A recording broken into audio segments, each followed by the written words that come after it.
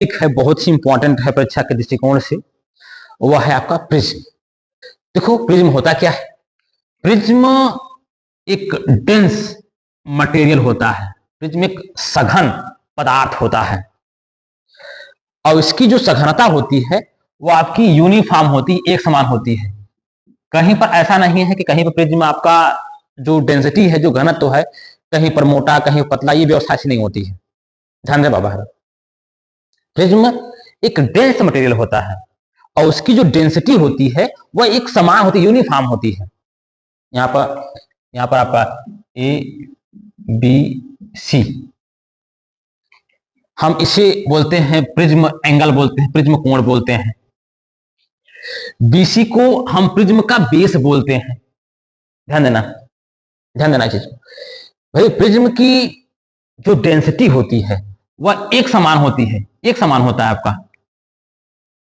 आपको प्रिज्म कहीं ऐसे नहीं मिलेगा, कहीं ऐसे नहीं मिलेगा कि यहां पर डेंसिटी ज्यादा हो, यहां पर कम हो, यहां पर ये ना हो, ये आपका ऐसे ये नहीं कहलाएगा। प्रिज्म आपका ग्लास का बन सकता है, आपका वाटर का बन सकता है, आपका डायमंड का बन सकता है, चाहे जिसका आप बना सकते हो प्रिज्म। प्रिज्म एक सघन माध्यम होता है और जो सघनता जो होती है, जो डेंसिटी होती है वह एक समान होती है, यूनिफॉर्म डेंसिटी होती है। ठीक है, अच्छा चलिए हम आगे बढ़ते हैं। आपको कुछ हम प्रिज्म का डेरिवेशन करवाते हैं, क्योंकि ये आपको बोर्ड एग्जाम में बहुत ही इंपॉर्टेंट डेरिवेशन आता है। ये समझे कैसे होगा, ये कैसे होगा।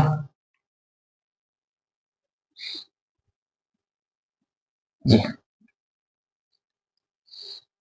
ठीक है, हम थोड़ा साइड में रखते ताकि निगमन करवाने हैं तो आसानी हो।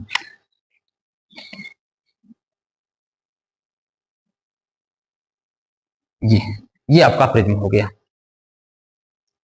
आपकी ए बी सी सी।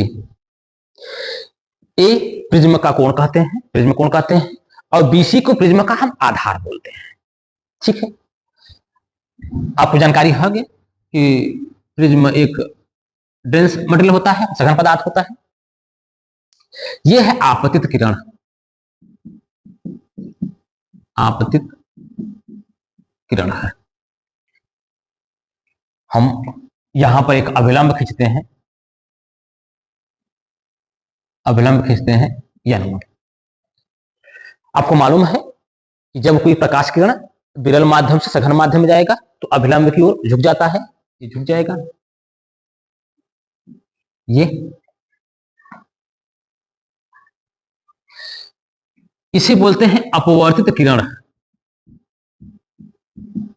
अपवर्तित किरण। यहां पर एक नॉर्मल हम खींचते हैं,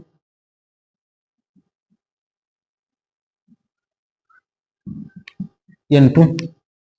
जब कोई प्रकाश किरण सघन माध्यम से विरल माध्यम जाता है तो अभिलंब की ओर, अभिलंब से दूर हट जाता है, अभिलंब से दूर। ये इसे बोलते हैं निर्गत, यहां लिखता हूं, इसे बोलते हैं निर्गत किरण।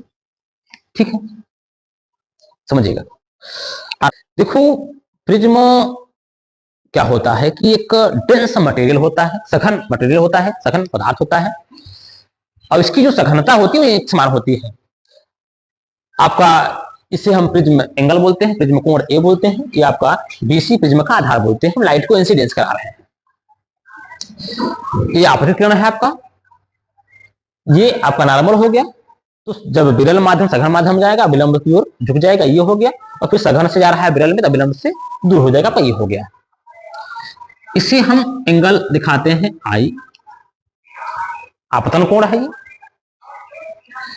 ये आई आपतन कोण। इसे कोण हम इस दिखाते हैं, इसे, यह आपका होता है निर्गत कोण। इसे मान लेते हैं यह ए बी सी है, इसे मान लेते हैं डी और इस पॉइंट को मान लेते हैं ई। ठीक है,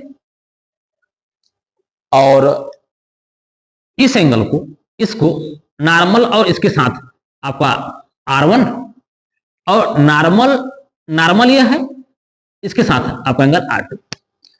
ये है अपवर्तन कोण, इसे अपवर्तन कोण बोलेंगे, R1 R2 को अपवर्तन कोण बोलेंगे। अच्छा, हम इसे इस पॉइंट जहां पर कट कर रहा है इसे हम मान लेते हैं U, इसे हम U मान लेते हैं। इसको हम मिटा देते हैं ताकि डायग्राम आपको दिक्कत ना करे। ठीक, चलिए ठीक। त्रिभुज DUE में ध्यान देना, अब निगमन शुरू हो रहा है आपका, क्योंकि निगमन आपके 5 नंबर के आते हैं बोर्ड एग्जाम में, हाई स्कूल बोर्ड एग्जाम में, यूपी बोर्ड के लिए हम ये वीडियो बना रहे हैं, ध्यान दीजिएगा। त्रिभुज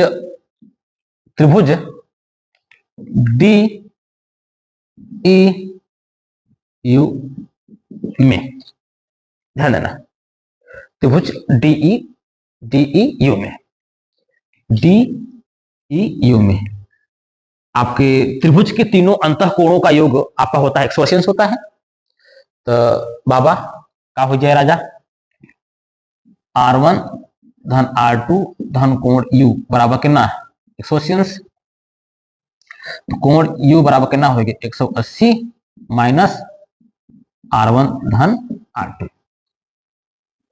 ये भी जाएगा माइनस, ये भी होगा माइनस, माइनस हम कॉमन ले लेते हैं, तो आपका माइनस ये ब्रैकेट में R1 प्लस R2 ये आपका होगा। ठीक है, कोई आपत्ति किसी को?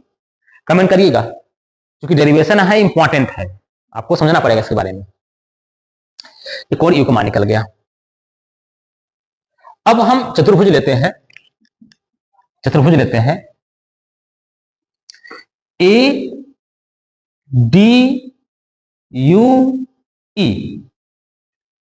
चतुर्भुज ADUE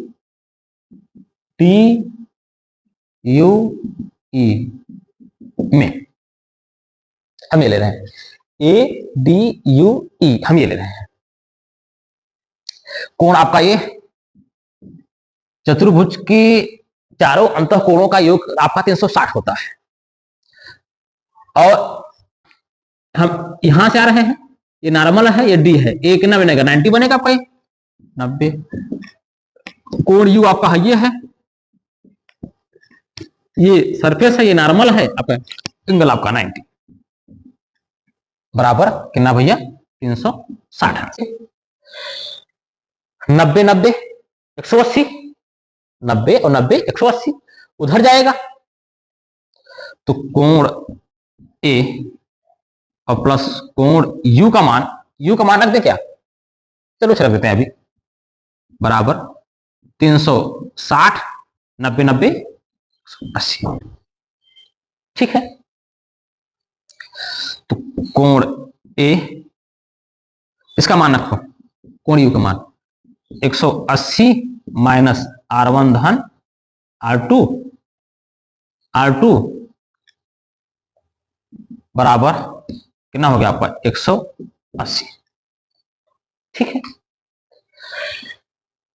अब 180 इधर है, 180 इधर है, कट जाएगा, ये खत्म हो गया। तो कोण A बराबर जो निकलेगा, इन दोनों को हम इसे लेते हैं R1 धन R2, ये निकल कर आ गया, कोण A का मान निकल कर आ गया।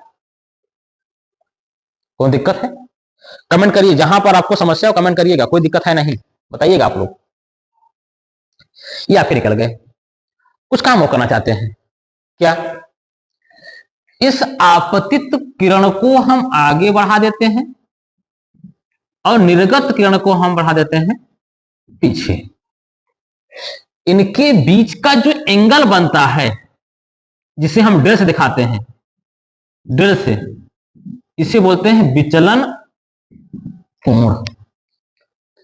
आपतित किरण को आगे बढ़ा देते हैं और निर्गत किरण को पीछे बढ़ा देते हैं, इनके बीच का जो कोण बनता है उसे क्या वो कहते हैं, विचलन कोण कहते हैं, जिसे हम डेल से दिखाते हैं। चलो ठीक, अब ध्यान दे, कुछ काम करना चाहते हैं। ये कोण आई है, ये ऐसी रेखा जा रही है, ऐसी रेखा जा रही है, तो बाबा है सुना, ये पूरा धार का हो जाए, आई हो जाए ना, पकड़ा का से, अब पकड़ा आ जाएगा भाई, ऐसे बा ये तो हार आई, ये तो हार का हो जाए, आई हो जाए, अब ई राजा बा R1, हे वो का हो जाए हो, ये का हो जाए, ये हो जाए तो I माइनस R1, होए कि ना होए, होए कि ना होए। ई एंगल, ये एंगल आपका हो जाएगा आपका, ये एंगल I माइनस R1, ये बहु ई पूरा ई बाटे, इहो पूरा ई हो जाए, अब हे R2 बना जाए, ई R2 बा तो हे का हो जाए बहु, ई हो जाए तो ई माइनस R2।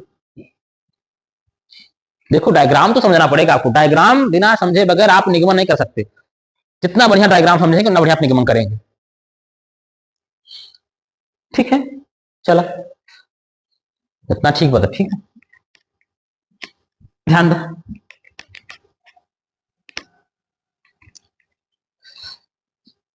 त्रिभुज, इसको हम मान लेते हैं भी, त्रिभुज डी ई भी में, इसमें बाबा डेल तुहार बहिष्कोण बाटे, डेल डेल कोण डेल आपका क्या है, बहिष्कोण है। और बहिष्कोण क्या होता है, बहिष्कोण क्या होता है, जैसे ये आपके त्रिभुज हैं ए बी सी ना, ये बहिष्कोण आपका x हो गया, ये आपका a, ये आपका b, तो बहिष्कोण बाबा होता है x बराबर a प्लस b। बहिष्कोण इस कोण के समदूरस्थ दोनों अंतःकोणों का योग के बराबर होता है। तो जो डेल बराबर क्या होगा, I माइनस R1 और प्लस E माइनस R2। तो बाबा डेल बराबर I प्लस E का इधर minus R1 minus R2, del बराबर I plus E minus common R1 धन R2।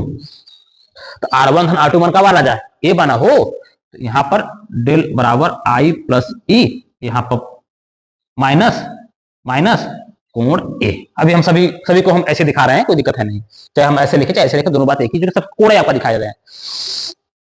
इधर लेते आओ तो डेल ए प्लस ए हो जाएगा I प्लस ई, सीधा लिख दो I प्लस ई बराबर डेल प्लस, ये इंपॉर्टेंट, ये और ये दोनों इंपॉर्टेंट है। कमेंट करिए, जहां पर दिक्कत हो वहां पर बोलिए, आप कमेंट करेंगे तभी समझ में आएगा। भाई हमने कुछ किया नहीं, ध्यान देना आप लोग, कुछ किया नहीं है भाई। ये कोण और ये कोण हमने इसको आगे बढ़ाया, इसको पीछे बढ़ाया, तो इनके बीच का जो हम क्या विचलन कोण आपका हो गया, और विचलन कोण बहिष्कोण है। और बहिष्कोण क्या होता है कि भाई बहिष्कोण इस कोण के, ध्यान देना, इस कोण के समदूरस्थ दोनों अंतःकोणों के योग के बराबर होता है। उन्हें बराबर कर दिया और कुछ नहीं किया, आपने बराबर कर दिया आपको। तो डी ई भी में भी डेल आपका बहिष्कोण है, तो डेल बराबर जो है ये कोण और ये कोण हमने जोड़ दिया, आपका I plus E minus R1 और माइनस R2 माइनस कॉमन ले लिया, आपका ये बन गया। और इसका मान आप यहां से देख रहे हो, इसका मान आप यहां से देख रहे हो, ये हो गया, ये हो गया ए, इसको माइनस इधर प्लस लेते हैं, प्लस बन गया। बोलो समस्या, बोलो कतो डाउट हो बोल राजा हर। अब हम आगे बढ़े, कोई दिक्कत यहां तक। अब लगाते हैं कंडीशन, अब लगाते हैं कंडीशन, जो आपके पूछेगा निगमन, जो पूछेगा कि प्रिज्म का निगमन करिए या उसके अपवर्तनांक विचलन कोण से संबंध बताइए, तो आप लोग निगमन करिएगा उसको, समझिए। इसको मैं मिटा दे रहा हूं, आप लोग 2-3 बार देख लीजिएगा और अभ्यास कर लीजिएगा। यदि यदि डेल आपका डेल मिनिमम हो, एक कंडीशन है, यदि आपका डेल न्यूनतम हो, क्योंकि न्यूनतम विचलन कोण ही पूछेगा, न्यूनतम हो, तो इसमें 3 दशा आपकी होगी, 3 कंडीशन होंगे। पहला I बराबर E हो जाएगा, दूसरा R1 बराबर R2 हो जाएगा, और तीसरा BC समानांतर DE होगा। न्यूनतम विचलन कोण को बताने के लिए आपको 3 बातों का बताना जरूरी है।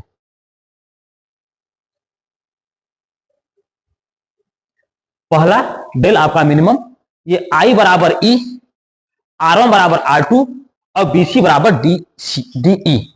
BC समानांतर हमारा क्या होगा DE के, और I और E बराबर होंगे और ये R1 और R2 दोनों बराबर हो जाएंगे, तब आपका ये न्यूनतम विचलन को कहलाएगा आपका न्यूनतम विचलन।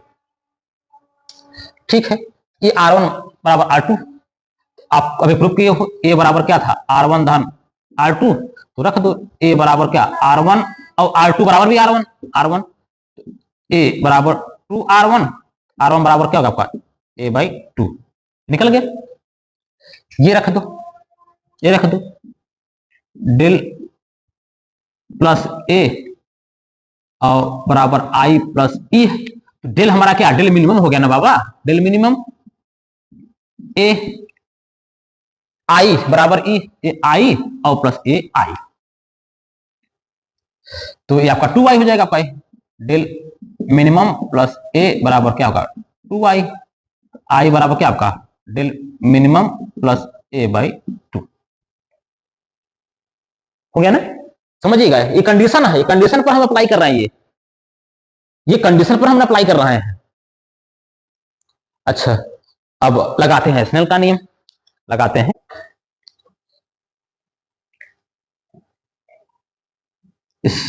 Snail law at face A B सतह पर हम AB सतह पर स्नेल का नियम लगाते हैं।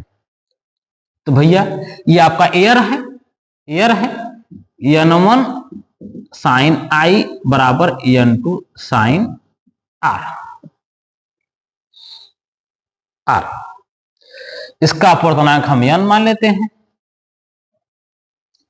N1 आपका एयर है 1 साइन I के मान ये है डेल मिनिमम प्लस A बटे 2, N2 आपका N है, साइन R का मान निकाले हैं, R1 ये होगा ना आपका R1 और कितना आपका A/2 भाई, साइन I ये हो गया आपका, ये R1 इसलिए आपको यही है ना, यहाँ R1 कर दो, कोई दिक्कत अगर आपको हो तो R1 A/2। तो इधर आपका हो जाएगा sine del minimum plus A बटे 2 और बटे साइन A/2। ये आपके फार्मूले हो जाएंगे। आप मैं यहां दे रहा हूं N बराबर sine del minimum plus A बटे 2 और बटे साइन A/2। ये इंपॉर्टेंट फार्मूला आपका है। इसी फार्मूले को कई नाम से जानते हैं कि अपवर्तनांक, न्यूनतम विचलन कोण और प्रिज्म कोण में संबंध बताइए। इसी फार्मूले को निगमन करिए, हाई स्कूल बोर्ड एग्जाम में तो कई बार आया है, कई बार इस पर न्यूमेरिकल बने, सवाल बने हैं कि अपवर्तनांक और न्यूनतम विचलन कोण और प्रिज्म कोण में संबंध बताइए। संबंध आपका ये हुआ। तो ये आपको वीडियो कैसा लगा आप लोग कमेंट करिएगा, और जो जो आपको समस्या हो रही है टॉपिक को पढ़ने में आप लोग बताइएगा, हम उसका वीडियो बनाएंगे। ऐसे आप 2-3 बार दोहरा लीजिएगा, रिवीजन कर लीजिएगा, ठीक है। आप चैनल जो नए हैं चैनल को सब्सक्राइब कर लें, लाइक कर लें, ताकि नोटिफिकेशन आपको लगातार पहुंचता रहे। क्रैश कोर्स लगातार आपका बन रहा है।